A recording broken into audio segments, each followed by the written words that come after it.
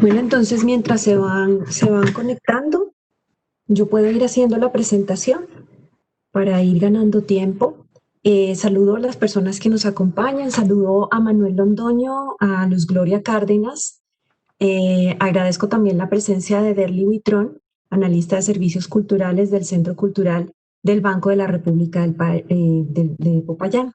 Este es un evento que está organizado por el Banco de la República en esta ciudad y que lleva por nombre el ciclo de conversaciones sobre las ciudades y la construcción de ciudadanías. Este ciclo quiere construir un espacio de pensamiento y reflexión sobre cómo vivir, reconocer, habitar y construir la ciudad. Creemos que una manera de hacerlo es propiciando el diálogo de investigadores y docentes de diversas disciplinas, artes y saberes a través de una conversación filosófica sobre el sentido de algunos hechos de ciudad. El propósito también es, desde luego, involucrar en esta conversación a todas las personas que nos acompañan hoy como asistentes. Hoy tenemos como invitado a Manuel Alberto Londoño, vocero del colectivo Más Urbano, con sede en Medellín. Este colectivo está conformado por profesionales de las ciencias sociales, ambientales, antropológicas, de arquitectura y diseño urbano, que llevan a cabo investigaciones y tienen también una relación estrecha, privada, en Colombia, en distintas regiones de nuestro país, en países también como París, Dinamarca y México.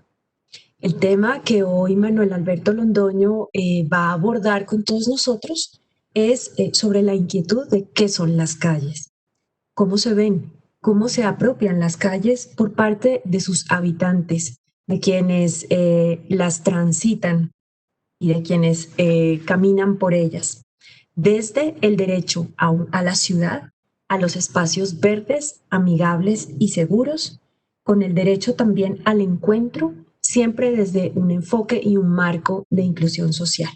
Este es un tema que el colectivo Más Urbano ha presentado en varios eventos y en varias universidades y que hoy tenemos la fortuna de compartir con ustedes y dialogar con ustedes acerca de esto.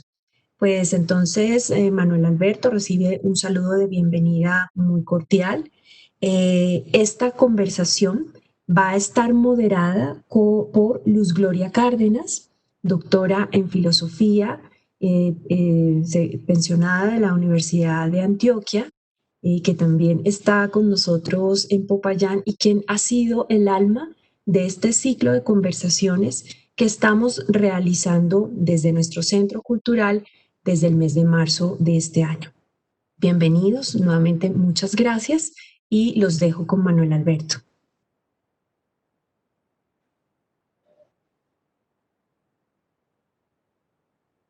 Buenas tardes a todos. Apagué la cámara y de pronto la voy a estar apagando en unos momentos porque el internet está un poco débil y se empieza a parar el computador. Muchas gracias por la presentación, muchas gracias por la invitación. Como tú bien dijiste, yo soy el vocero, pero detrás hay mucha gente. Espero pues que pueda hacer, no ir a decir ninguna cosa que no se debe y que me vayan a regañar los del grupo.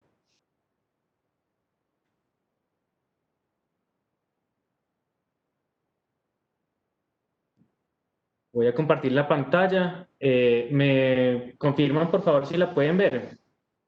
Sí, Sí, la estamos viendo. dale clic en la presentación con diapositivas, por favor, para que se vea completo. Gracias. ¿Ahí se ve bien? Sí, Sí, muy bien. gracias. Listo. Bueno, este es un tema que básicamente desde que nacimos como colectivo, haciendo las reuniones entre las diferentes personas, nos ha inquietado muchísimo y es cómo es la apropiación de las calles, cómo es ese uso que se le da a las calles y ese conflicto que existe entre los diferentes actores que tienen que convivir en ella. Ese tema lo hemos llamado Calles para Todos, es una intención de que haya espacio y posibilidad de que todos estemos ahí en una igualdad de condiciones. Lo que venimos haciendo hace mucho tiempo es empezar a reconocer en la historia cómo ha sido esa evolución de la calle, cuál ha sido su papel a lo largo de la historia. Y tal vez hay que arrancar cuando no existían las calles. Esta es una representación de una ciudad, tal vez de las más antiguas que han encontrado, que han llamado Atalyuku. Ella no tenía calles, el acceso a las viviendas se hacía a través de los techos y eran los techos donde aparecían ciertas actividades sociales de encontrarse o compartir con otros de los ciudadanos. Si ustedes ven, hay unas pequeñas escaleras que suben al techo de una vivienda y a través de pasar de una a otra o a través de otras escaleras, ellos van pasando de un lado al otro.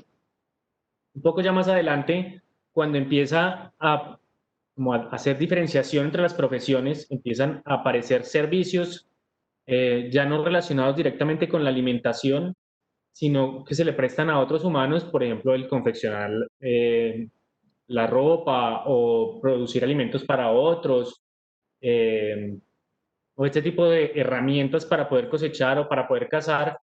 Empiezan a dividirse las viviendas con unos pequeños senderos para poder acceder a ellas y empieza a haber una diferenciación entre cada una de las calles dependiendo de cuáles calles pasaban más personas o cuáles eran necesarias que fueran como más anchas para que albergaran más actividades. Eso ya empieza a verse un poco más después en ciudades como las que se construyeron en Mesopotamia o las famosas de Babilonia, donde si bien no tenían un trazado como muy diseñado, sí respondían a un crecimiento orgánico de la ciudad que permitía que todos pudieran acceder a su vivienda y que pudieran comunicarse con otros lugares que no eran solo viviendas, sino también talleres o lugares de confecciones y ese tipo de actividades. Después, aunque usamos a Roma como un ejemplo, obviamente estas evoluciones no se ven así como en diapositivas, sino que ellas van cambiando poco a poco. Las ciudades se modifican fuertemente y se van adaptando a las nuevas necesidades. Esto empieza a aparecer nuevos desarrollos en la calle, nuevas actividades en la calle, y tal vez es Grecia y Roma en las que Grecia como sus ciudades-estado y Roma como el imperio, donde empiezan a aparecer ya una diferenciación entre cada una de sus calles y empieza a verse claramente unas calles más importantes, unas calles que son más residenciales, y unos senderos que llevaban a otros lugares habitables y empieza a hacerse la diferenciación de esos lugares donde la gente eh, tenía actividades públicas, donde se encontraban más seguido, ya sea para espectáculos culturales, deportivos o políticos o sociales.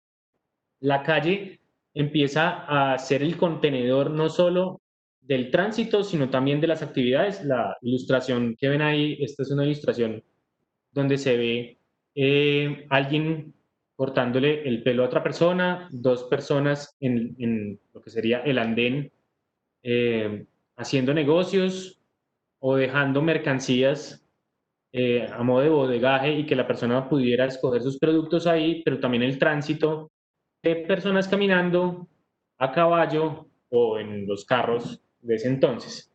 Empieza a haber entonces una separación entre en un espacio donde pueden circular los peatones y otro por donde pueden pasar los animales y los vehículos. Esto que ven aquí en la imagen es muy interesante. Nosotros lo volvimos pintura, pero es como si fuera una, una cebra, es lo que llaman un pompeyano, que permite mantener el mismo nivel que tenían los andenes, porque recordemos que en esa época las calles pues no tenían unos desagües adecuados y normalmente se llenaban de basura y de pantano o grande circulación de agua en ellos. Esto siguió evolucionando. Digamos que la historia de la humanidad tiene un quiebre muy fuerte con la caída del Imperio Romano y la aparición de las ciudades feudales, donde la concentración de las actividades humanas se hacía entre las murallas.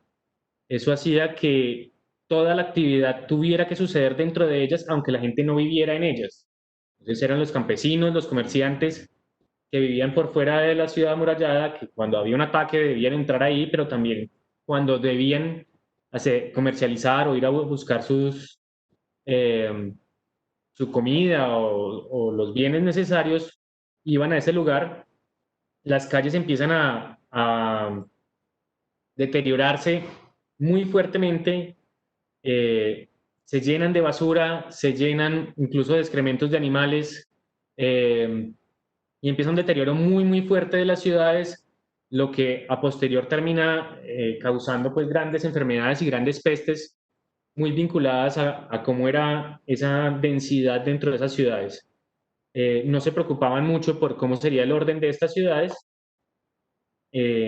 pero esto propicia a que empiecen a aparecer lo que llaman las burguesías, es decir, un nuevo poder que va más ligado al económico, que empieza a ser parte clave de lo que sucedía en las ciudades.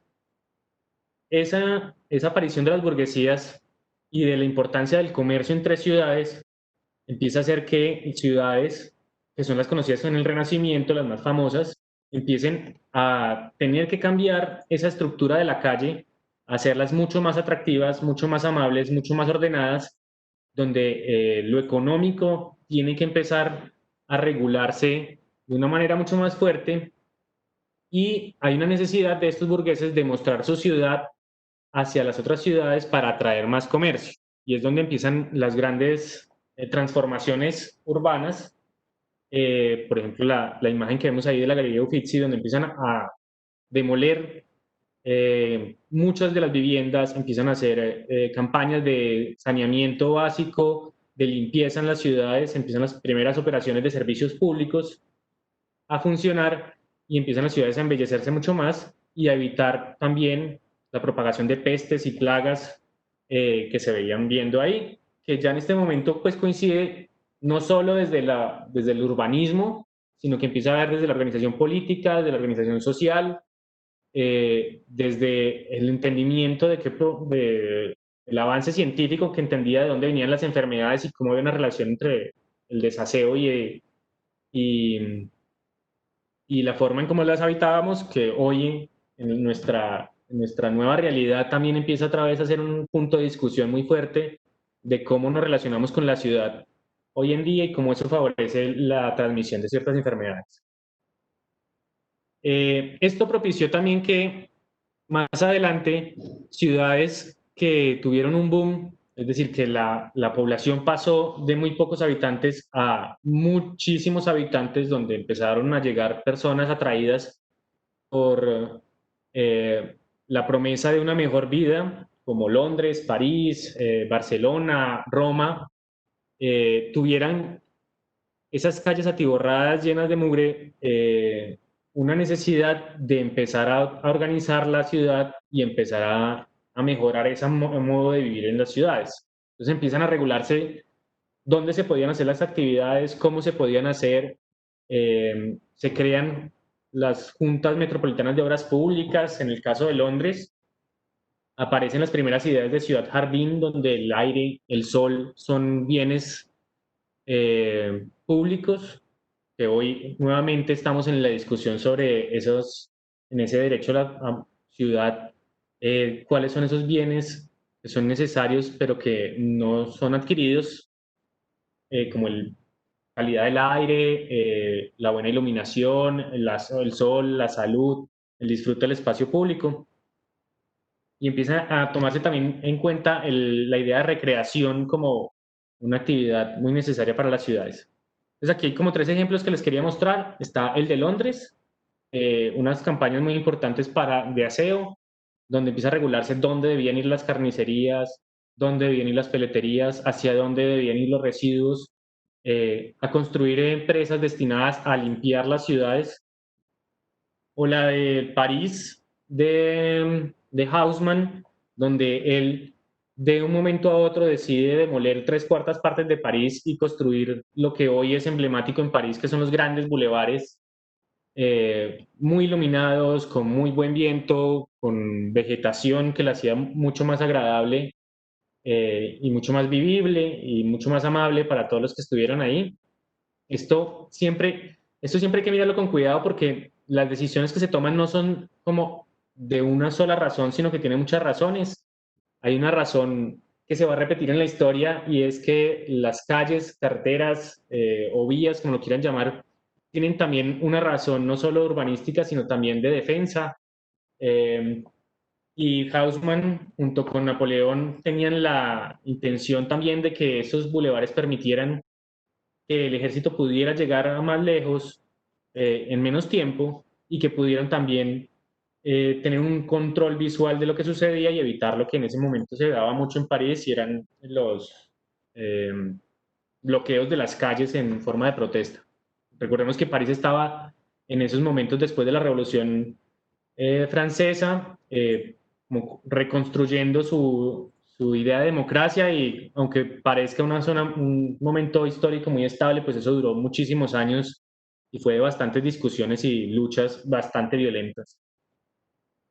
Barcelona toma una decisión un poco distinta a la de París. Ellos deciden hacer un ensanche, es decir, agrandar la ciudad hacia otro lugar, eh, por la imposibilidad de eliminar muchas de las viviendas que tenían ahí en los centros históricos, que eran calles pequeñas como se las ve en la imagen que ven ahí, y hacer un gran plan de ensanche con una retícula muy, muy definida, atravesada por unas diagonales que permitía muy buena iluminación, buena circulación, y la idea de una ciudad mucho más moderna. Eso fue más o menos en los 1860. Vean que estamos hablando como de, aunque parezca muy lejano, esto fue hace muy poco tiempo.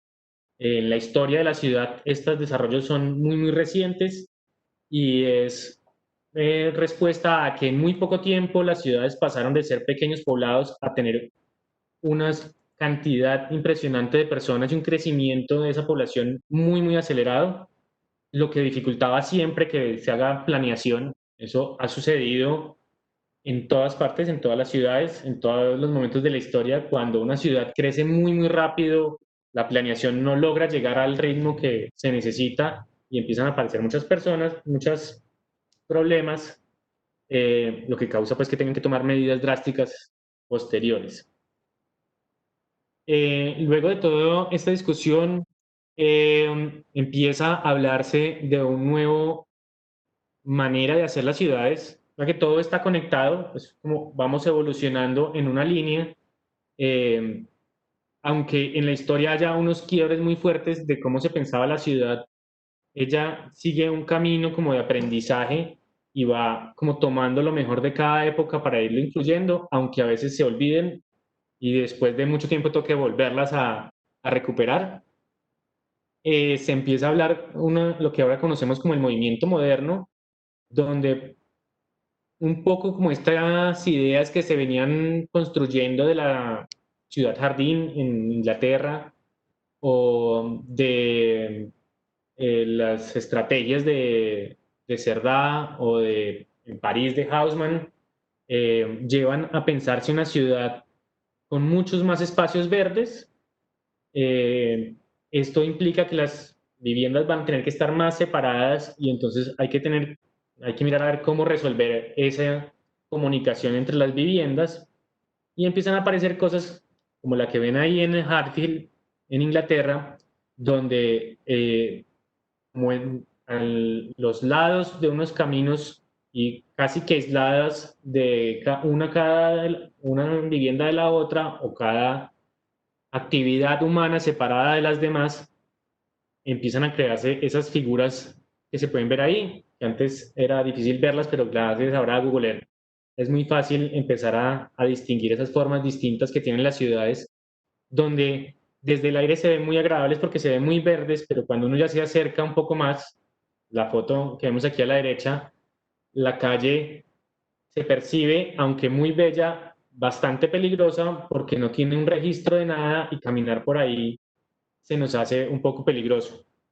Sobre todo en las noches son calles oscuras donde uno no puede escapar hacia ningún lado si hay algún peligro, o monótonas por kilómetros donde al final terminan siendo un poco aburridoras. Esto fue de la manera como se reconstruyeron las ciudades europeas, un poco entre ese equilibrio entre conservar las partes históricas de ellas, reconstruir las ciudades históricas, y el poderle dar vivienda a millones de personas que habían quedado sin vivienda en el menor tiempo posible, aparecen por toda Europa ciudades de este tipo, promovidas por ese movimiento moderno y por una ciudad higiénica alejada de las enfermedades. La realidad de esto es que aunque los ideales del movimiento moderno son muy buenos, en la teoría son muy deseables, en la práctica no se lograron implementar del todo y empezaron a aparecer elementos como estos edificios que se ven ahí, que es en Francia, en Toulouse, son edificios altos con muchas viviendas aislados de la calle, en medio de una zona verde, que posteriormente empezaron a ser esas zonas verdes reemplazadas por grandes espacios de estacionamiento. Entonces la ciudad dejó de ser tan verde y volvió a ser otra vez un poco gris. Y empezó a ser este tipo de construcciones en Europa un sinónimo de decadencia. En ellos empezaron a aparecer problemas sociales bastante fuertes, unos índices de suicidio muy grandes y un deterioro social interno muy fuerte marcado, principalmente por la convivencia que se tenía y por el tipo de personas que iban a vivir allá. Tiene que ver también con un descuido del gobierno hacia estos lugares, pero mucho tuvo que ver también el que estuvieran tan aislados unos de los otros. Y ya esos varios edificios que se construyeron en la posguerra en Europa tuvieron que ser demolidos para darle paso a otro tipo de ciudad, a otro tipo de construcción. Alguien en algún momento dijo que en ese momento el movimiento moderno había muerto. Obviamente no es real, las cosas no suceden así con demoler un edificio. Hoy en día todavía construimos mucho basado en esos lineamientos, pero ya empezamos a notar problemas sociales y de convivencia dentro de esos espacios que son escasos en espacio público y muy amplios en zonas verdes que tienen que ser después cerrados para limitar el acceso y lo que ahí sucede. El otro punto, yo no sé si tienen alguna pregunta, algún comentario que quieran hacer ahí. No, no, ahora no tenemos comentarios en el chat, Manuel. Bueno. Puedes continuar. Perfecto, gracias. La otra parte que es muy importante ver es, ya vimos pues en temas de urbanismo y cómo se ha construido esa calle y cómo ha sido esa evolución, pero creo que también hay que tener un punto muy especial en sobre quién habita la calle y qué espacio necesita realmente ese para moverse. Y ese es el segundo capítulo que vamos a tocar en esta charla. Normalmente la damos en universidades porque asumimos que sabemos cuánto miden las cosas, pero realmente cuando empezamos a mirar las necesidades no es tan claro ni lo teníamos tan claro como pensábamos. Esto, por ejemplo, es el espacio que ocupan las personas. Una persona rara vez camina sola o va acompañada de su familia, entonces puede ocupar más o menos 1,80 de ancho. Es decir, que la mayoría de los andenes que nosotros tenemos en nuestras ciudades son completamente insuficientes para esto. Si tú vas acompañado por un perro, tienes 1,50. Si es una calle donde es muy probable encontrarse con otra persona, un desconocido con el que te cruzas, pues necesitarías un espacio suficiente para que puedas pasar tranquilamente los dos.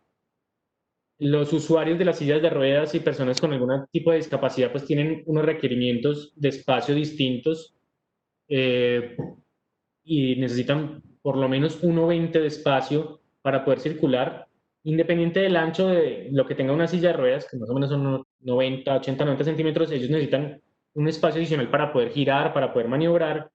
Igual hay la posibilidad de que se encuentren dos, entonces ya estamos hablando de unos 2,10 metros, y tal vez uno de los actores de la calle como menos tenidos en cuenta en esto es los vendedores ambulantes que van acompañados de carretillas o de vehículos o de triciclos para mover su mercancía, que están ocupando también un espacio. Entonces, si ustedes ven lo que pasa por ahí, un andén de una vía de las principales debería tener mínimo 2,40 de ancho y vías con menos tránsito deberían tener 2,10 de ancho para que permitiera que todos pudiéramos circular a través de ellos.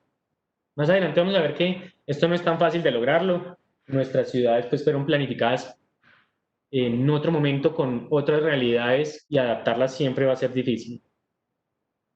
El otro actor que cada vez toma más relevancia, pero que lleva muchos siglos acompañando en las ciudades, es el ciclista.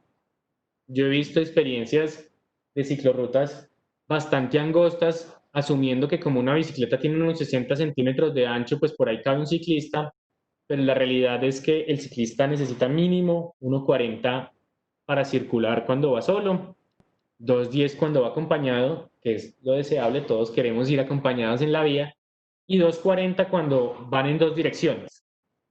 Hacer más angosto esto aumenta la probabilidad de que uno se choque contra el otro o de que uno no lo sienta muy cómodo y sienta como, no se sienta como muy seguro de andar por esas vías.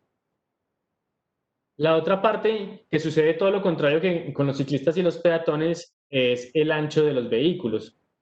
El ancho que los vehículos necesitan va muy relacionado a la velocidad. Entonces, entre más ancho se tenga, más velocidad puede ir el vehículo.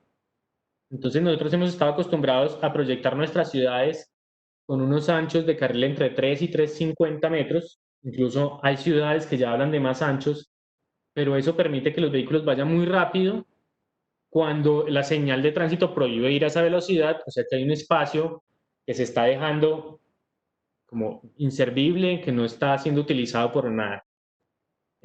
Por ejemplo, para que dos camiones se encuentren en dos direcciones, se necesitarían unos 6,60 metros.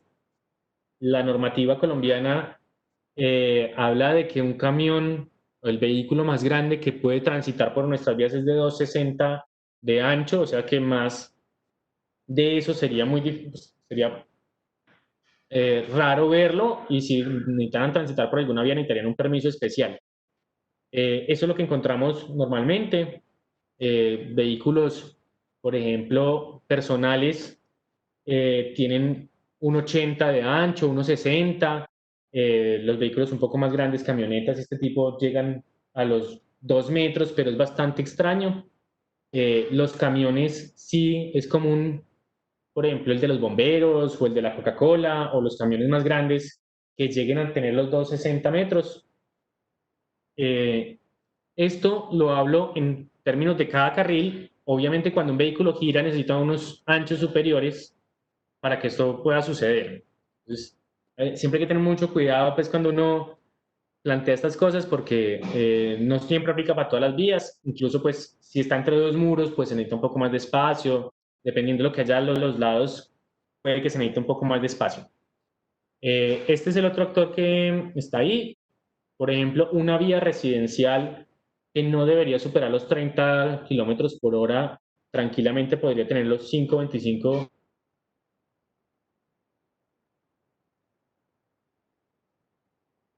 En cuenta, y es el motociclista, que debería tener un espacio suficiente de 1,30 para que su circulación sea segura, ya que andar entre los vehículos no es seguro para las motos, así lo veamos como una acción que sucede muy seguido.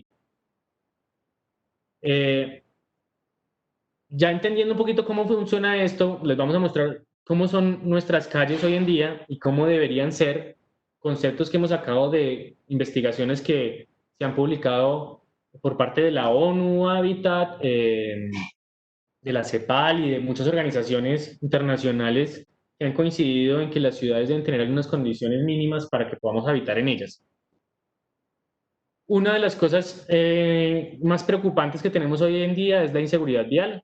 La accidentalidad en cada una de nuestras ciudades es muy alta. Hay muchas vidas que se pierden en incidentes de tránsito, y muchas personas que quedan heridas gravemente o discapacitadas de por vida a raíz de un suceso vial.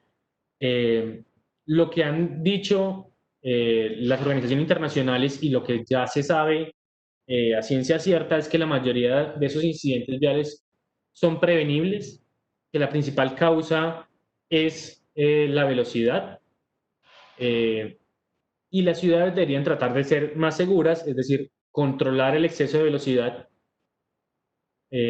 como ya lo vienen haciendo algunas ciudades, y también que haya espacios suficientes y protegidos para que los demás actores puedan estar seguros. Esa foto que ven ahí es una foto de Nueva York.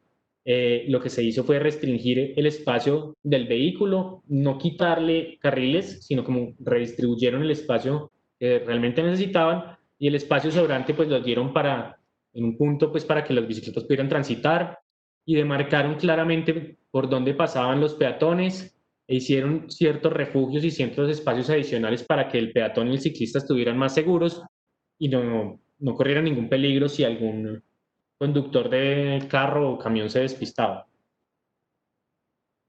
Lo otro es, las ciudades deben ser muy coherentes, es decir, si están proponiendo mejorar la condición para los peatones y los ciclistas, pues se debe diseñar en torno a ellos. Si quieren mejorar las condiciones ambientales, las ciudades deben partir del diseño de ellos y no hacer cosas como las que se ven en la imagen, donde el peatón y el ciclista tienen que dar muchas más vueltas de las que podría dar otro vehículo. Entonces ahí obviamente la prioridad se le está dando a otras personas y se restringe la movilidad natural y más sencilla al peatón. La baranda es una manera, yo no sé si alcanzan a ver detrás de la baranda, está la marca de los peatones cruzando, ellos se pasan por un ladito y siguen su camino. La baranda no funciona para controlar a los peatones que lo hagan. Cuando tú te ves en la disyuntiva de caminar 200 metros más o exponerte o saltarte una barrera de estas, por conservación de energía lo vas a hacer, te vas a saltar la barrera y vas a tratar de buscar el punto más corto, la distancia más corta entre dos puntos. Lo anterior contrastado con esto, donde hay espacios adaptados, donde una vía se limita, se demarca, se le ponen señales claras que todos puedan entender, donde se demarca el lugar de cada uno y por dónde debe circular cada uno, que lo hace entendible para los peatones, para los vehículos, pero que también responde al cómo se mueven las personas en esos espacios. Y obviamente empiezan a quedar espacios que antes eran de cemento o asfalto para implementar nuevos jardines o zonas verdes, o en algunas ciudades es muy importante que haya suelos permeables para controlar también temas de lluvias y de inundaciones. Lo otro es, las calles no solo deben ser seguras, sino también parecerlo. Esa es una foto real que tomé yo de donde trabajaba antes en la ciudad de Medellín. Esa era la calle que tenía que recorrer cada vez que salía de la oficina. Era una calle muy segura.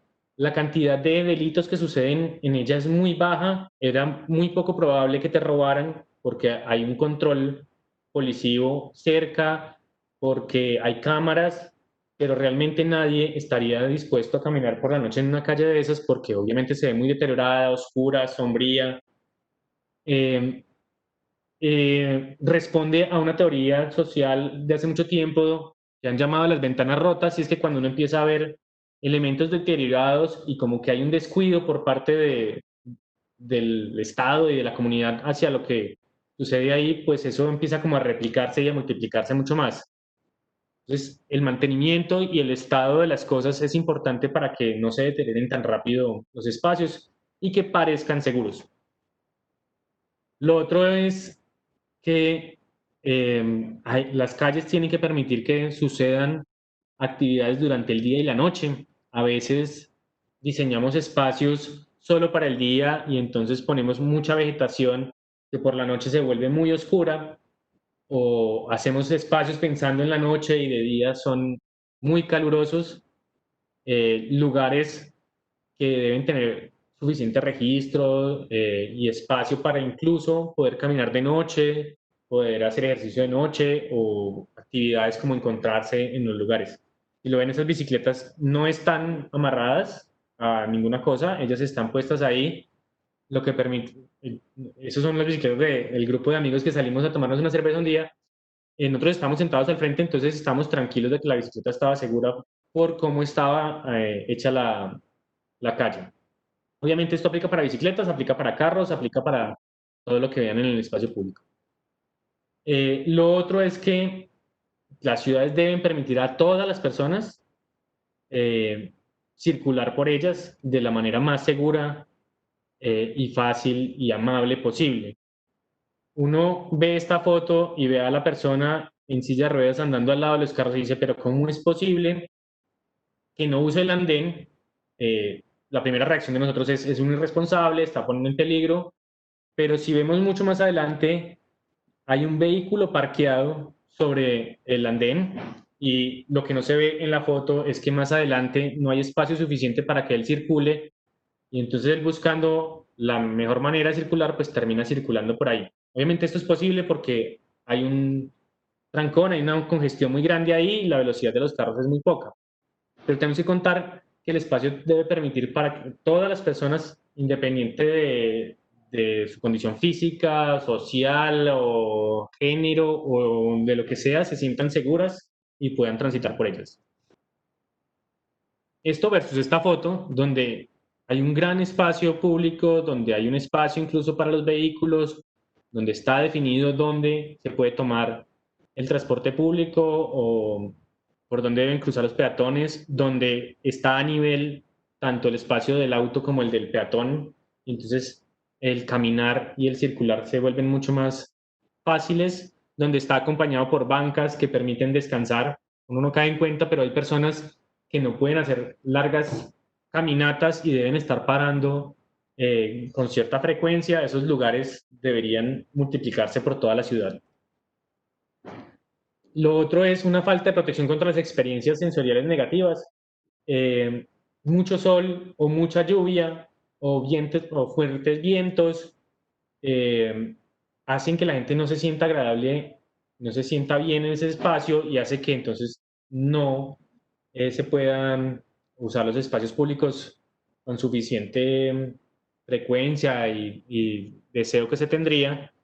Si ustedes ven, esta es una ciudad esta es una foto en México, todos se ven obligados pues a hacer una fila muy larga para tomar el autobús y si bien todos están cubriendo el sol de alguna manera y hay un pequeño pino sembrado que la sombra es mínima, aquí pudieron haber sembrado otro tipo de árbol y creo que hubiera sido mucho mejor o haber instalado de pronto un paradero para que la gente pudiera esperar ahí.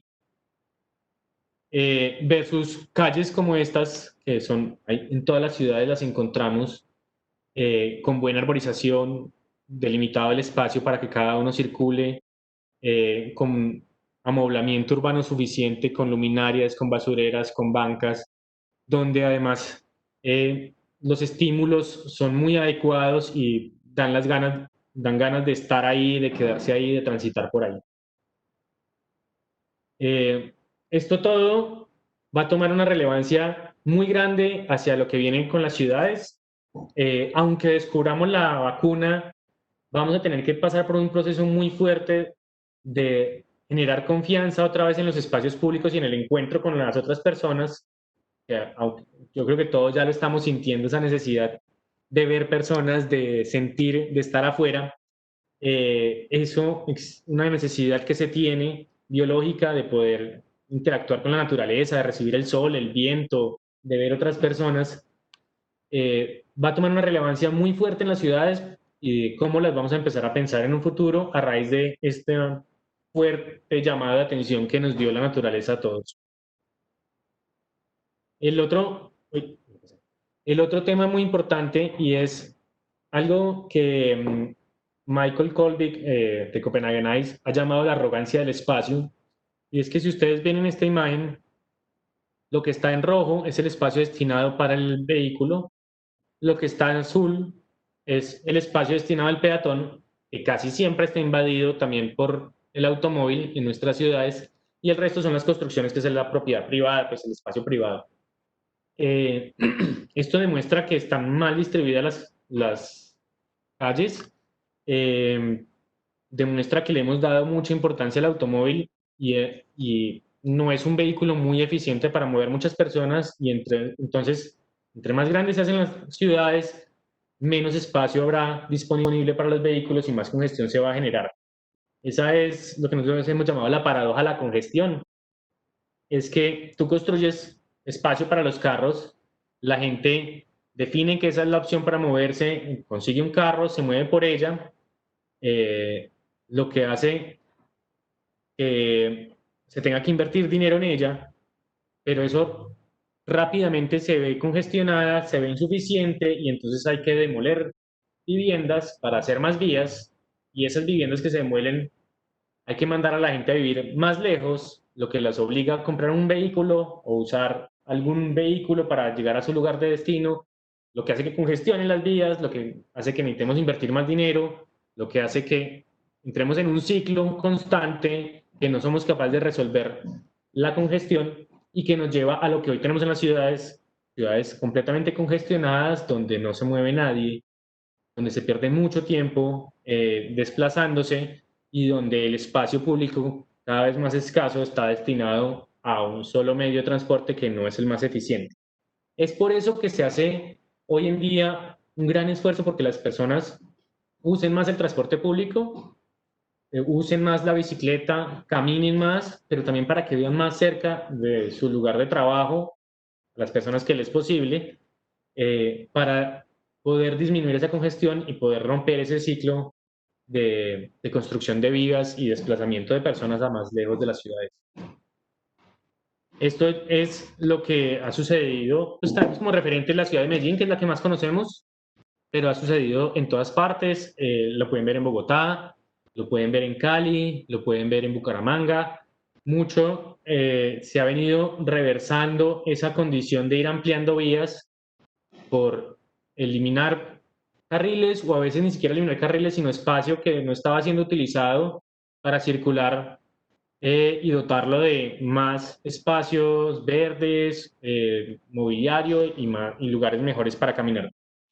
Es una vía muy conocida, muy tradicional en Medellín, que es la carrera 70, que ha sufrido varias transformaciones a lo largo de su vida. Lo otro clave es ese desequilibrio que hay entre el uso y la función. En el movimiento moderno las vías eran definidas solo para circular, pero realmente en la realidad no es tal. Uno usa la vía para llegar a un lugar, pero ese lugar no todo el mundo lo tiene en el mismo lugar. Me explico. Yo puedo necesitar usar la vía para ir a la tienda, está en mi misma cuadra, y otro puede necesitar la vía para llegar más lejos a su lugar de trabajo. Como todos los destinos son distintos, o a su lugar de vivienda, y como todos los destinos son distintos, entonces yo voy a empezar a ver que eso no funciona como lo vende la imagen de unos tubos por donde pasa agua y va circulando, sino que vamos a encontrar infinidad de detenciones, infinidad de actividades en medio de la calle, y el diseño de esas calles tiene que responder a eso que sucede ahí. Entonces, calles comerciales obviamente tienen que ser más lentas, tienen que apoyar el comercio que existe ahí, pensar que va a haber personas cruzando de un lado al otro de la calle. Es poco probable que una persona se vaya, si está en un local comercial y va a ir al que está completamente al frente, es muy poco probable que vaya a caminar hasta la esquina para cruzar por la cebra, para devolverse otra vez hasta la mitad de la cuadra. La calle tiene que responder pues a esas actividades que suceden en ella. Entonces, sí, como lo que vemos en la imagen es de circular, no hay actividades al lado y lado, pues está bien, pero si hay actividades de vivienda o de comercio, pues tiene que responder a eso. Versus estas calles que son comerciales, donde se permite, aunque no lo crean, por ahí se permite transitar algunos vehículos, el de el aseo, el de una emergencia o alguna cosa bancaria o algunos permisos especiales, pero que son completamente amables y promueven el comercio y el intercambio comercial y que las personas pasen mucho más tiempo, se expongan más a las vitrinas y compren más. Es la teoría más o menos que usan los centros comerciales aplicada a las calles que hay hoy. Entonces, este tipo de calles favorecen muchísimo el comercio, favorecen muchísimo también la interacción social y favorecen mucho el cómo perciben las ciudades y promueven las ciudades a nivel internacional, que creo que es una de las preocupaciones que hay también en temas económicos y de las alcaldías. Otra cosa que nos hemos llenado es el ruido. cuando las vías son muy ruidosas, pues impiden que escuchemos, que hablemos, que nos encontremos, que no sea muy agradable estar ahí. Hay que empezar a buscar calles menos ruidosas, ya sea por prohibir vehículos tan ruidosos o por reducir la cantidad de vehículos que pasan por ahí. Esta es una calle en el eje cafetero, si bien hay tránsito de vehículos que pasan de vez en cuando, pero la mayoría de las personas lo hacen a pie. Obviamente estas son imágenes que escogimos precisamente para mostrar lo que sucede. Son calles turísticas donde hay más población, pero esto podría suceder pues, en cualquier vía residencial o comercial de nuestra ciudad. Y esta es la otra cosa, los humanos disfrutamos muchísimo el mirar a otros humanos, a otros animales y a otros paisajes. Los espacios deberían posibilitarnos disfrutar de eso no siendo tan monótonos en la diferencia. Ayuda a estimular a nuestro cerebro y que sea mucho más agradable y entretenido estar en los lugares. Y las bancas y los elementos que pongamos deben permitir mirar eso que pasa en la calle. Nosotros hemos encontrado bancas que están puestas en un andén mirando a una malla o a un muro. Obviamente eso es lo menos atractivo del mundo y la gente termina pues sentándose de otra manera, buscando cómo darle la vuelta a la banca. Esa es la reflexión. Las calles no son solo para moverse. La ciudadanía adapta esas calles. Hay que aprender a mirar esos símbolos y esos mensajes que nos manda la ciudadanía para diseñar las calles, donde ese señor adaptó una pequeña banca a una calle muy pendiente para poder él sentarse al frente de su vivienda a mirar y a disfrutar lo que pasa por su calle. Los que son de Popayán la reconocerán. Es una calle o una plaza que tiene una muy buena iluminación, no es ni demasiado fuerte ni demasiado tenue, que tiene unos lugares muy bien hechos para sentarse, para mirar hacia la calle, para mirar hacia la plaza, donde es un punto de encuentro, donde tiene la arquitectura y lo que sucede ahí, pues es bastante atractivo para permanecer mucho tiempo, o para tomarse una cerveza, o para encontrarse con alguien, a cualquier hora del día o de la noche. Y lo último que ha tomado mucha fuerza, que no había sido incluido al principio, pero que ahora es fundamental, es que las calles tienen que adaptarse a las condiciones climáticas cada vez más debido al calentamiento global. Vamos a ver estas cosas que suceden ahí: inundaciones, fuertes vendavales, derrumbes. Y las calles tienen que adaptarse a eso, tienen que poder ser más permeables para que no se inunden, tienen que estar diseñadas para controlar y para dirigir esas cosas naturales que suceden, pero que cada vez van a ser mucho más fuertes. Y esto desde la arquitectura y desde el urbanismo se puede definir en que hay que empezar a tener en cuenta el clima que existe ahí, la topografía que existe ahí, empezar a adaptar a esas calles para que respondan a eso.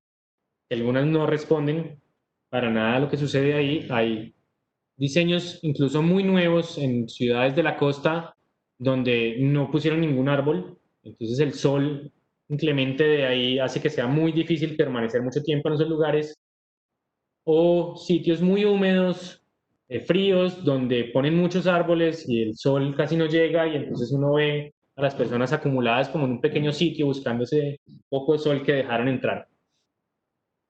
Las ciudades del pasado lo conocían, hacían sus diferencias, algunos eran muros más anchos. Los aleros, por ejemplo, que se han perdido mucho, eran una manera como de adaptar a la calle en las condiciones naturales que tenían y el clima que se tenía en las ciudades. Y lo otro que hemos venido perdiendo mucho es esa posibilidad de escoger. Cuando uno muestra una calle como estas, pues ahí hay un espacio para el peatón, hay un espacio para la bicicleta, hay un espacio para el carro, para el transporte público, pero realmente no se está en las mismas condiciones que los demás. El peatón se ve limitado en su espacio, el ciclista se ve limitado y como intervenido por un montón de obstáculos intermedios que le hacen más difícil, mientras el carro tiene muchos carriles para transitar, es decir, que uno tiende a escoger lo que más espacio tenga, aunque termine esperando más de 30 minutos, lo que podría hacer caminando en 10, 15 minutos. Versus esto, que otra vez traemos a Nueva York. Lo que hicieron en Nueva York en muy poco tiempo fue bastante impactante.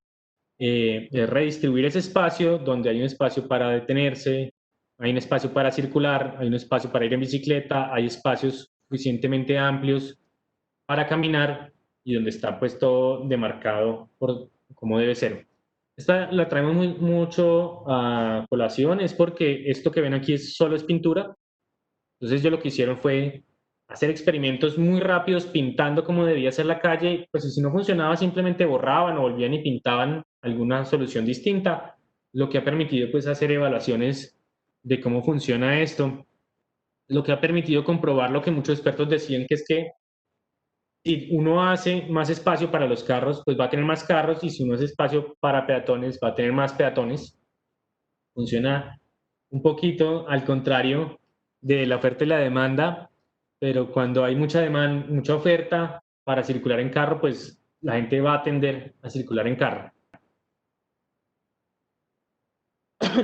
Y entonces, este es un concepto que han traído de Estados Unidos, que han llamado calles completas, y es que ellos han descubierto que, sobre todo en Estados Unidos y muchas ciudades americanas, latinoamericanas también, las calles están incompletas.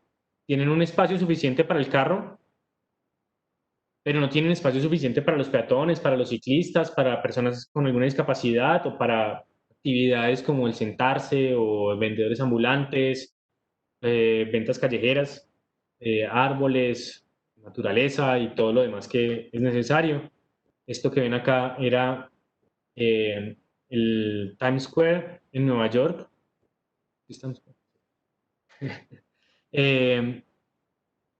Donde antes todo el tráfico que tenían esas vías era muy famosa Nueva York por la congestión que tenía y por lo difícil que era circular en ella.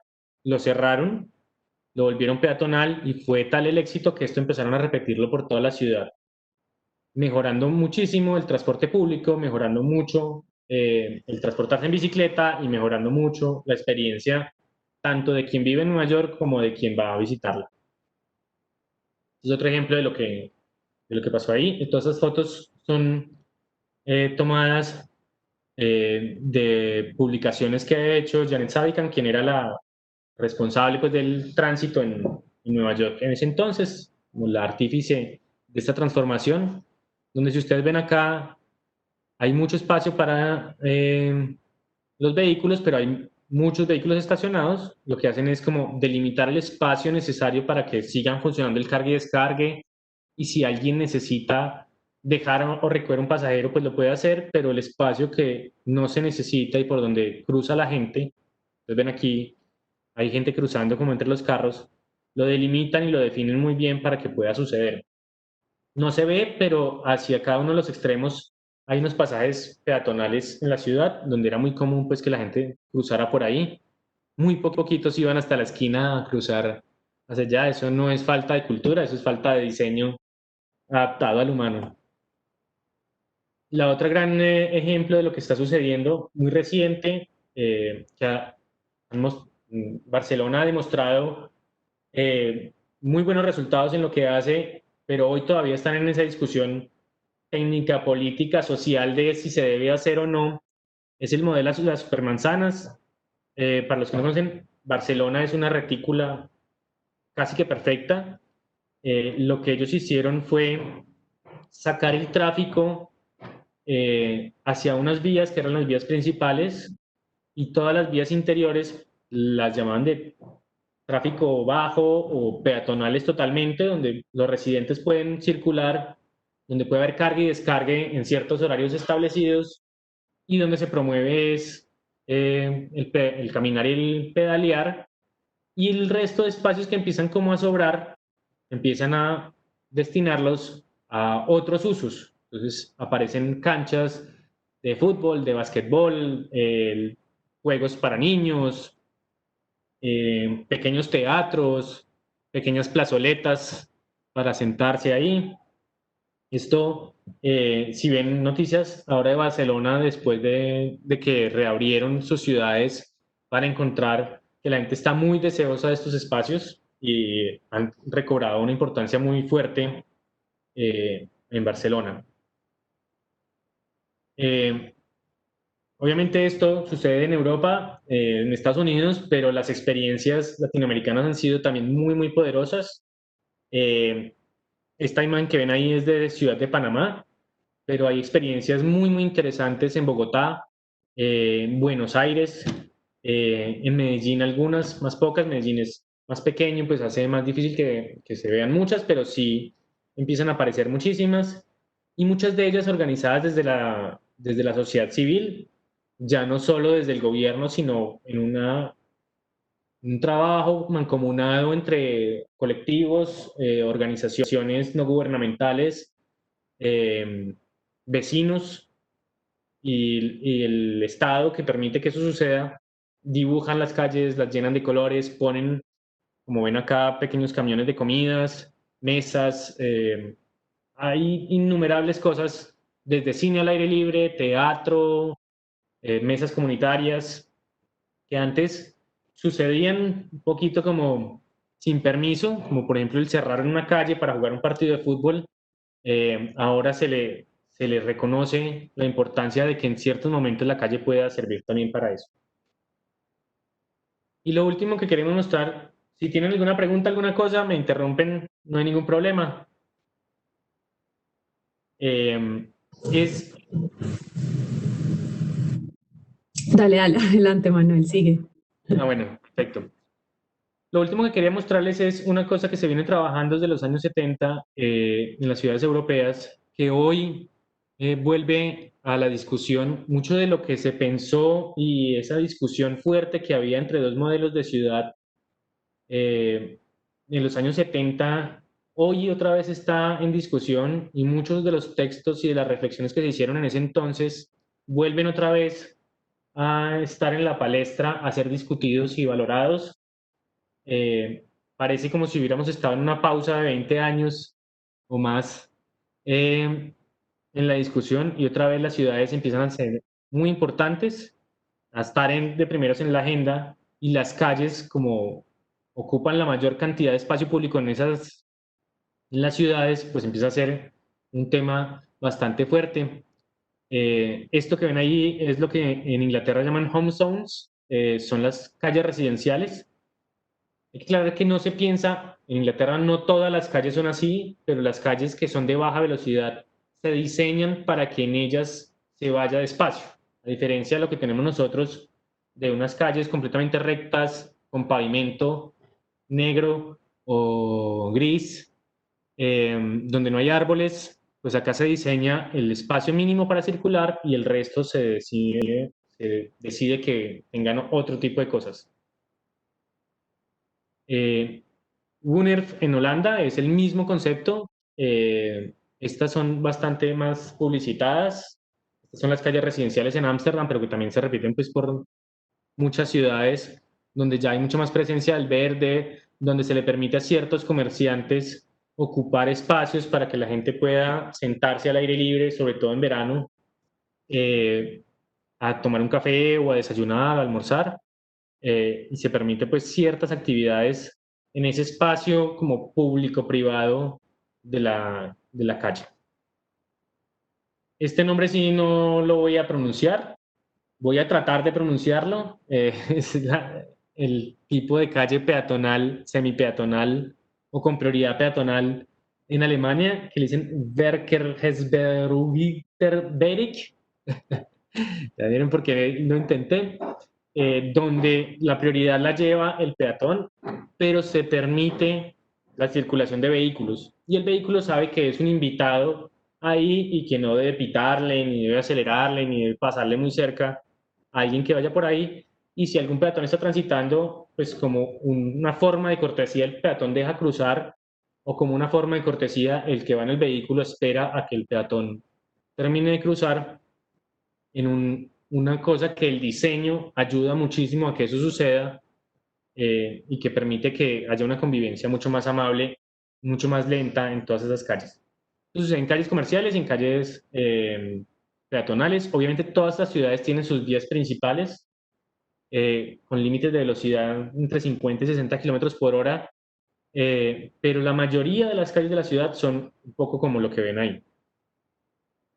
Ciudad de México, centro histórico, también el espacio que ven entre volardos pues es para que circulen vehículos, realmente circulan muy pocos, los que realmente lo necesitan, y de resto son espacios para que los peatones caminen, para que se acerquen a los negocios, para que se puedan sentar, para que disfruten el clima. Y ya casos muchos más cercanos a nosotros, como el de Zipaquirá, una vía, que ven aquí un pequeño resalto, un reductor de velocidad para que los vehículos, se garantice que el vehículo va a pasar muy lento, pero muy adecuado y muy silencioso y muy amable para que las personas circulen por ahí. Esa es la calle al lado del parque principal en Zipaquirá. Yéndonos a otro extremo, en Natagaima, Tolima, un diseño de una calle también que, aunque tiene delimitado el espacio para el peatón, pues no hay ningún problema en que él circule por otro lado, donde el espacio del carro está limitado y tiene un espacio, como es una vía comercial, pues tiene un espacio para que alguien pueda parar a descargar o pueda parar a dejar o recoger a alguien. Si esto se permite parquear, pues se llena de carros parqueados. No es lo mejor, porque es como un pedazo, un objeto dejado ahí que no sirve, que no está sirviendo para nada, ocupando mucho espacio valioso. Y calles ya más drásticas, como en Ráquira, Boyacá, Dinamarca, Boyacá, donde son vías comerciales, donde prácticamente no pasan vehículos, y los fines de semana se ven llenos de gente que va a comprar artesanías, y la famosa pues vajillas de Ráquira y el trabajo con arcilla y tierra. Y esta que es más cercana a Popayán, yo creo que los mayores reconocemos cómo era esa calle antes, donde ella tiene definido por dónde pueden pasar los carros, pero hoy está completamente cerrada. Antes por ahí circulaban carros, hoy ya no lo hacen. Y realmente lo que sucedió es que terminó también reduciendo el tráfico en unas calles aledañas. La gente está dejando el carro en otro lugar y llega caminando al parque principal, lo que ha hecho que sea mucho más amable hacerse en el parque, y se disfruta mucho más, y el espacio obviamente se amplió. Yo soy de los que pienso que aquí hacen falta algunas banquitas para sentarse pues a tomarse un tinto o a comer algo, como alguna vez lo vi que lo hizo algún comercio cercano. Hay una gran discusión en las ciudades sobre si se debe o no se debe, porque es como darle espacio público a los privados para que saquen provecho, pero realmente cuando el comercio saca provecho, pues también sacamos provecho todos, porque es mucho mejor hacerse ahí. Manuel, Es una discusión que está ahí. Dime, Carlos. no sé si te falta mucho. No, Tenemos ya, un evento también a las 4 de la tarde y me gustaría saber si hay preguntas de los asistentes, además los comentarios de Gloria. Te agradezco tener en cuenta esto, Manuel, muy amable. sí, no, ya esa era la última. Creo que me largué mucho. Necesito que me paren de vez en cuando. No, pero está muy bien. Yo agradezco toda la información que acabas de darnos, Manuel. De verdad que es muy valioso todo el recorrido que acabas de hacer de las calles, de cómo se han ido configurando y cómo también los que transitamos por las calles hemos configurado nuestras identidades a partir de esos tránsitos y de esa apropiación.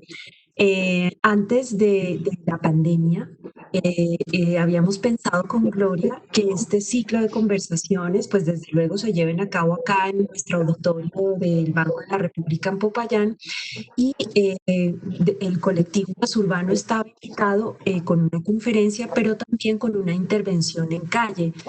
Me gustaría, Manuel, que nos contaras cómo pensaban hacer esa intervención en la calle y con qué propósito.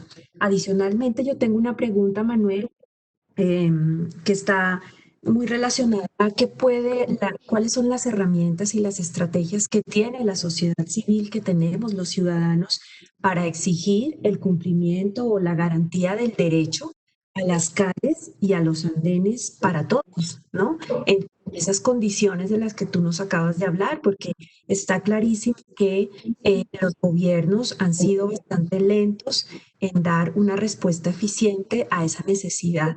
Entonces, eso era lo que quería comentar, Manuel. Gracias. Listo. Entonces, voy a tratar de ser muy rápido.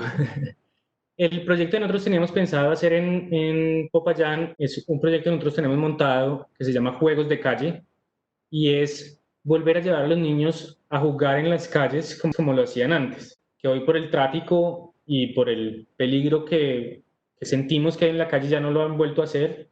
Era llevar un poco esos juegos tradicionales a una calle en Popayán, cerrar la calle para que sucediera esos juegos. Entonces eran unas estaciones donde les volvíamos y les mostrábamos pues, el trompo, el yoyo, saltar a la cuerda, jugar a las canicas, ese tipo de cosas, que hubiera actividades ahí.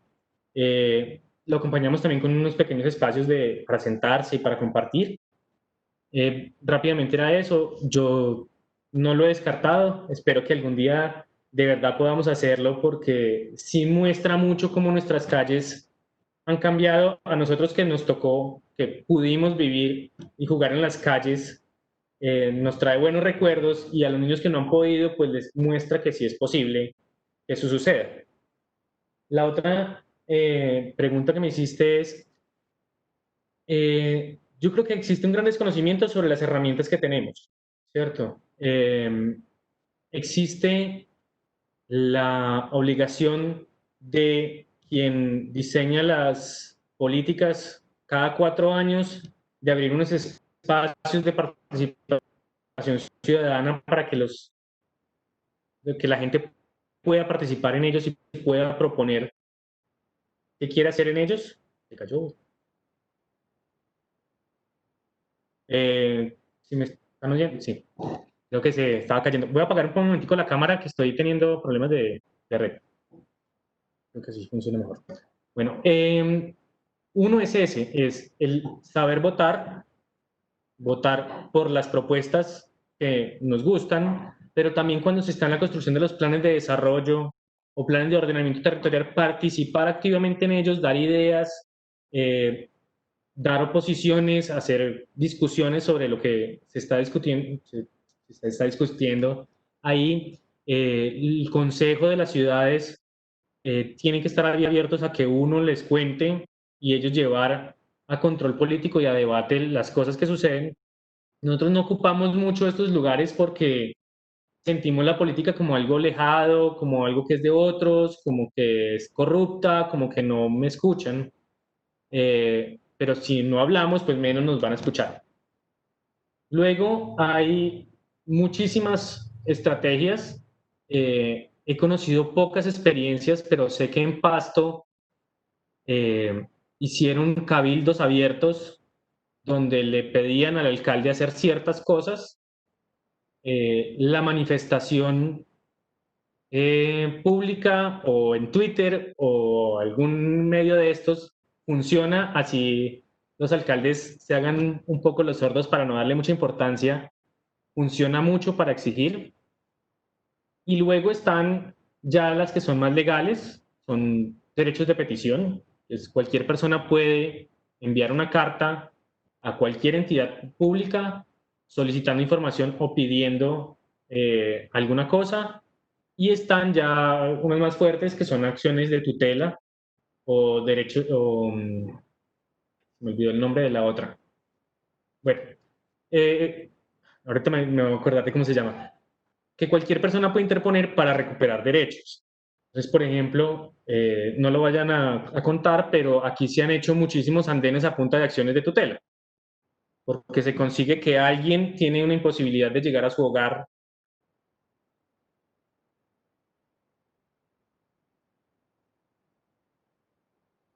El andén. Creo que es la que más funciona. Pero es la última instancia a la que uno debería recorrer, ¿cierto?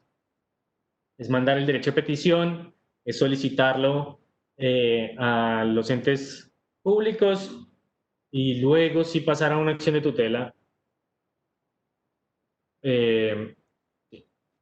Lo otro que es lo que los colectivos hacemos es este tipo de cosas, contar estas historias, contar las experiencias, contar lo que pensamos, teorizar un poco sobre ello y llevarlo a la práctica. Al principio nosotros empezamos un poco subversivos, sin pedir mucho permiso, íbamos y tomábamos el espacio. Después entendimos que era mucho más efectivo si solicitábamos el permiso. A veces decimos que es un evento de ciudad o solicitamos un permiso especial para cierre de vía. Todo eso está contemplado en que uno lo puede hacer. Está en la ley. O sea, si uno cumple los requisitos, no tiene por qué negártelo. Como cuando se hacen las festividades de las ciudades, que cierran calles, se ponen tarimas y todo eso, cualquier ciudadano que cumpla con las condiciones puede hacerlo. Eso ha demostrado que a las personas que lo que se hace sirve y que no es tan malo como parece, porque esa es la otra idea, ¿cierto? Es como, usted me va a cerrar la calle, yo ya no me voy a poder circular, va a colapsar todo, no sé qué va a pasar, pero al final, cuando uno se la cierra, pues no pasa tanto. Yo creo que en Popayán Noche los museos demuestra eso, que por las noches se cierra Popayán y no pasa nada grave. Alguno se molesta porque le tocaron una vueltica de más, pero pues tampoco es tan grave, pero la calle de noche gana mucho. Popayán por las noches es bastante solitaria, gana gente y eso atrae el turismo y eso mejora el comercio y es bueno para todos. Paro ahí. Sin duda, sí, muchas gracias. No sé, Gloria, ¿tú qué preguntas o comentarios tendrías? Yo simplemente quería como plantear por qué esta conferencia, porque yo cuando pensé un poco el ciclo, pensé un poco en que se pensara las ciudades de muchas perspectivas y hasta ahora nosotros comenzamos un poco como con la conferencia de narrar la ciudad, que era como los imaginarios que se han ido construyendo sobre Popayán.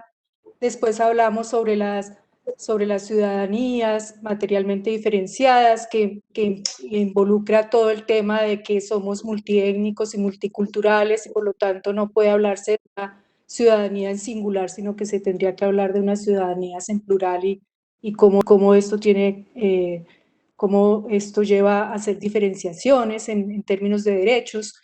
Y después continuamos un poco con la idea de pensar lo urbano y lo rural y cómo se van generando bordes donde hay esa interrelación entre esos dos mundos que para nosotros pareciera que fueran dos mundos distintos. Y con esta charla de Manuel, la idea es pensar también la ciudad desde el diseño de la ciudad. Y de hecho, los filósofos, y yo le comentaba a Manuel, yo el filósofo que más trabajo es Aristóteles. En la política hay un libro específico donde Aristóteles se preocupa específicamente por el diseño urbano y ya habían diseñadores urbanos en la antigua Grecia, porque es muy importante a nivel del diseño de las ciudades cómo habitamos la ciudad. Entonces, un buen diseño contribuye precisamente a que las ciudades sean más amables, que es como el propósito del colectivo más urbano. Eso quería como dar como la perspectiva general de por qué era importante también pensar un poco desde la perspectiva del diseño urbano. Gracias. Gracias, Gloria. Hay aquí un comentario de Laura Camar que dice: muchísimas gracias, excelente exposición. Como diseñadora gráfica me maravilla que elementos como el color o los fluid graphics puedan influir tan benéficamente en la sensación de bienestar de la población. Muchas gracias. Yo quiero hacerle un comentario a Laura, y es que hemos dejado un poquito de lado el arte en la ciudad y creo que es muy, muy importante que el arte esté presente siempre, el color, que la diversidad existan en la ciudad. Creo que eso no lo tocamos mucho, pero es una parte fundamental.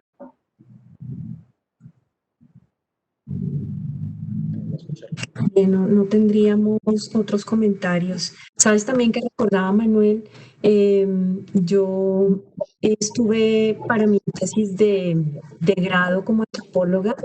Yo trabajé en Cabildo de Pasto durante la época de la independencia y tuve que leer mucho la serie de documentos, bueno, las actas del Cabildo durante esa época. Y fíjate que, en efecto, una de las grandes preocupaciones que tenía esta corporación, que era autoridad política, social y económica de la ciudad, era el ornamento de las ciudades, ¿no?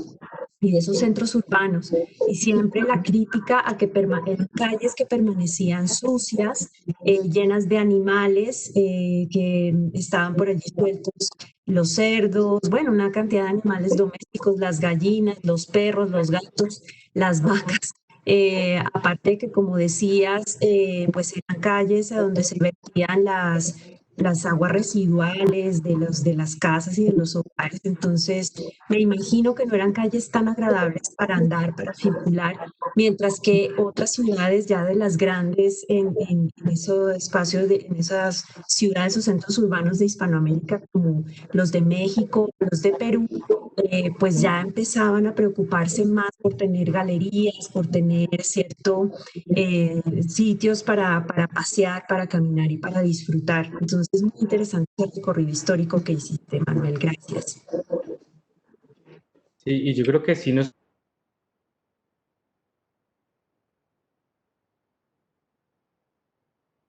como que no las hemos estudiado y no hemos publicado mucho sobre ellas y es difícil encontrar información. Pero sí son desarrollos muy, muy interesantes. Pues sí, Creo que Manuel. no van como en línea del tiempo normal de la europea, sino que van como en un paralelo distinto. Correcto. Pues Manuel, por favor, como vocero del colectivo, para ti y para todo el grupo de profesionales, un agradecimiento muy especial por contarnos acerca de los resultados de las investigaciones y de los proyectos que han llevado a cabo en diversas latitudes.